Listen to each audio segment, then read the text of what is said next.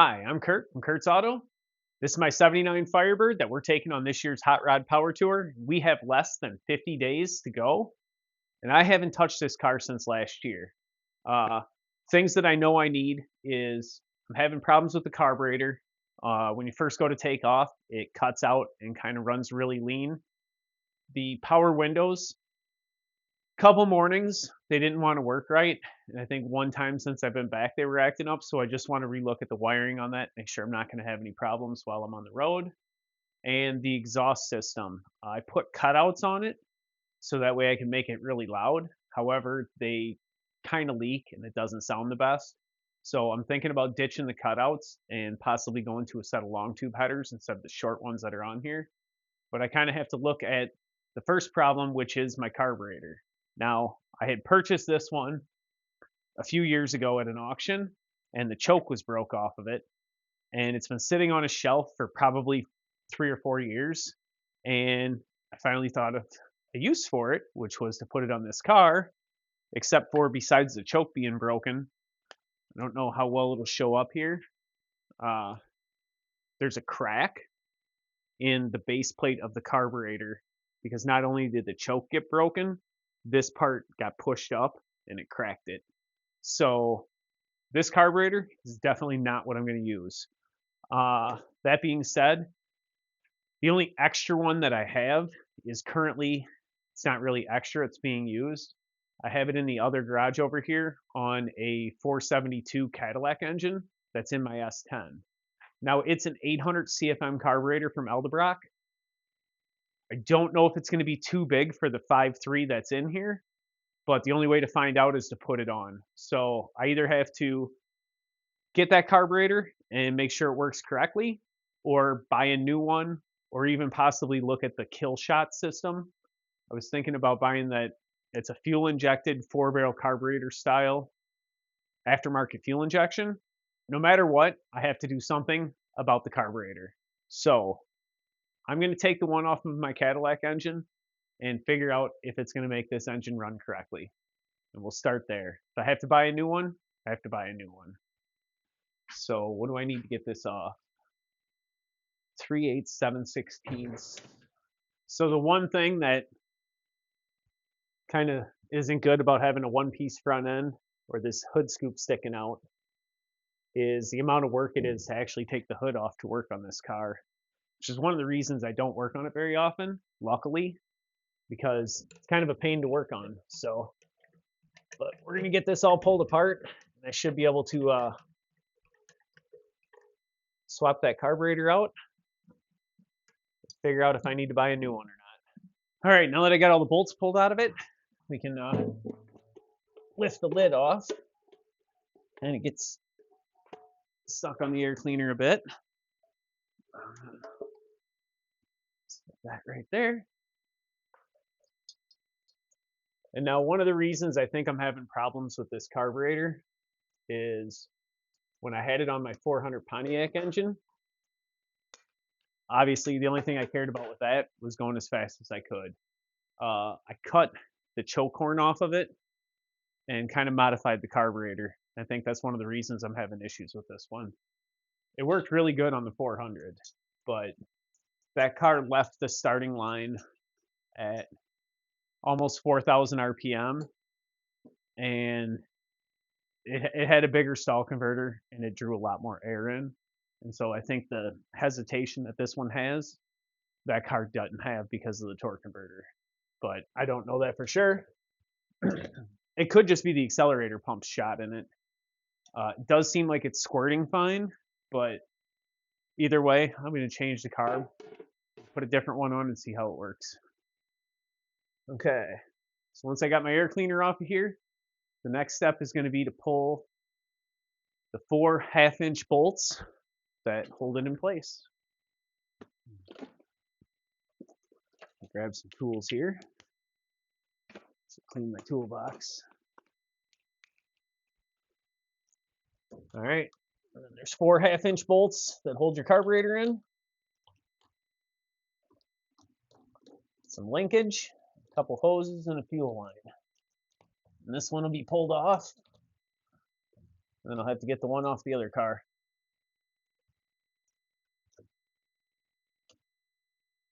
Yeah, as easy as this is, I can't believe I haven't done this yet. Although as quickly as I just said that, the one problem I'm going to have with this car is I also modified the fuel line uh, to accept a larger fuel line into the carburetor that the other one doesn't have. So I'm going to run into a problem with mating my larger diameter fuel line to the smaller diameter on the other carburetor. And I don't want to drill that one out in case, like, because I had to drill the top of this one to make that fitting fit. And I don't want to do it to my new carburetor or the carburetor that's on that car, just in case it doesn't work on this engine. All right, just like that, I have the PCV hose off, the transmission vacuum line off, the brake booster line off, and all my linkage disconnected. And the carburetor is loose. Now, can I get it off of here without dumping a bunch of gas all over me? Oh. Or scratching the hood of my car with the ram here, or with the arm. And 3, 2, 1, no drips. And it does have fuel in it still. I saw it squirting before. Huh? No, it's just about out. A little bit. Anyway, good deal. Carburetor's off. I'll have to make sure that I can get the linkage to work right. But first, I got to make sure that that carburetor even works, because if it doesn't, I'm not going to worry about taking and switching over the hood scoop and everything else. So I'm going to get the carburetor on the car, take it out, drive it before I put the hood scoop on, just to see how it runs. All right, let's off to the Cadillac engine to get the carburetor off.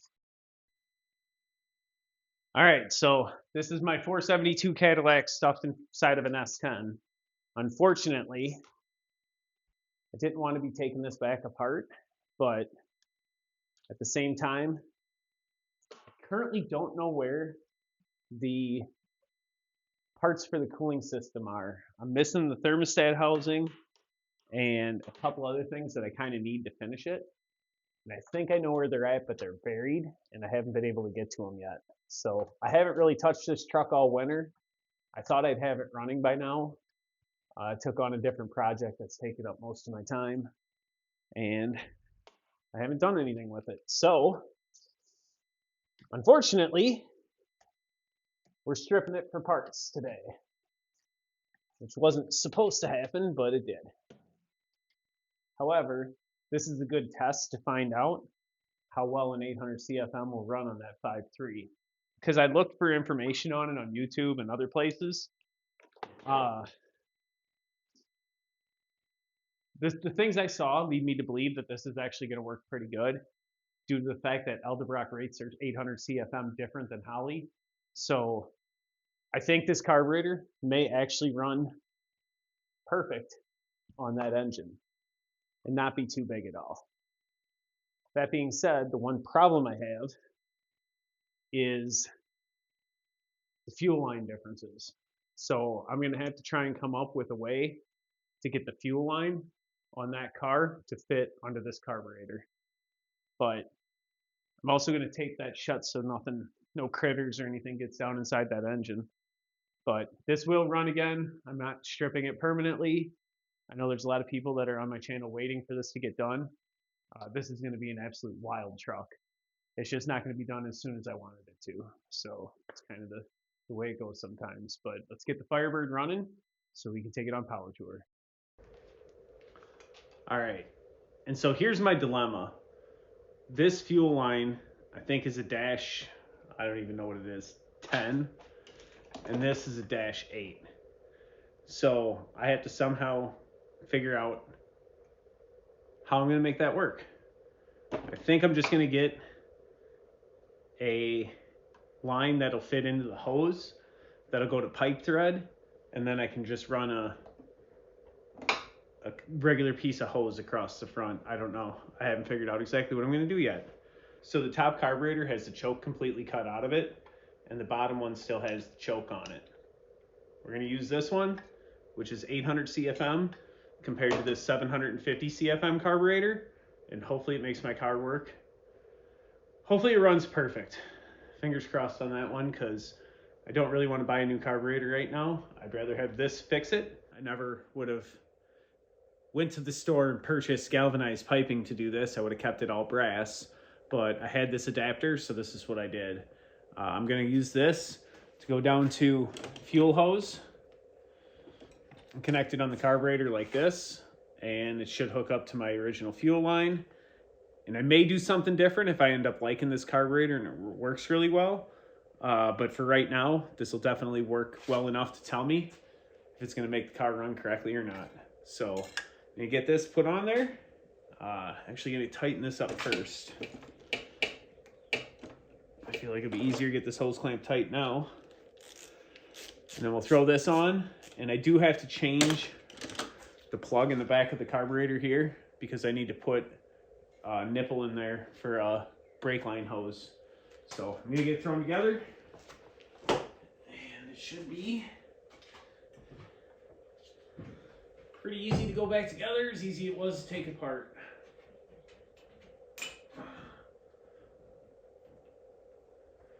Don't even have to take the hood off to do it, which is a good thing, because I did make it so I can tip the hood forward now on some pivot points underneath.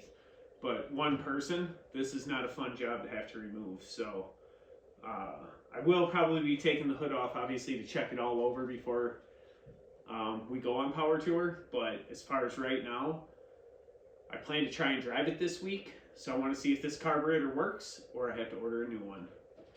All right, so I'm going to go ahead and get all these bolts thrown in, and we'll get this thing started up and see how it runs. Let's see if it'll actually start. I'm going to turn the fuel pump on.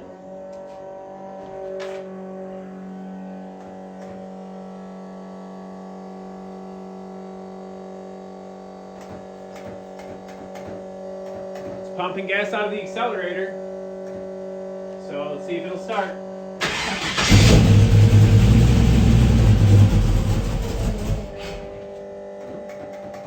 Fired.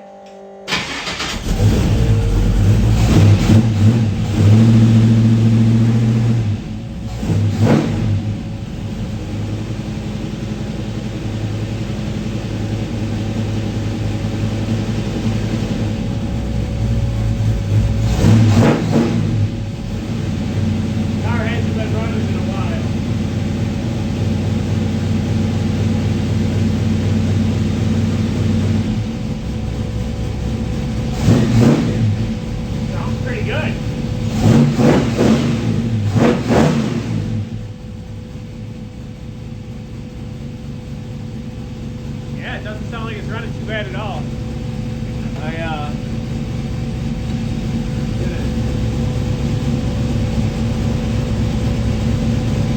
Need a different screwdriver.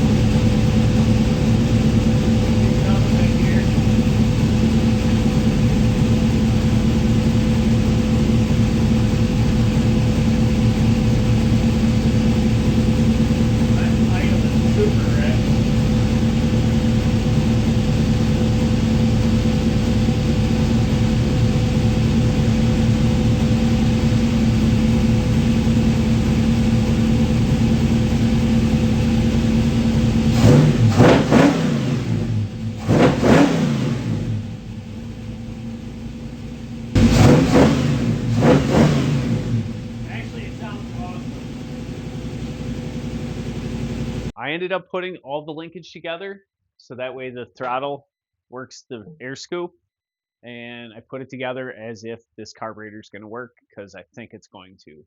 Car sounds pretty good, fires right up, seems to be pretty responsive on the throttle.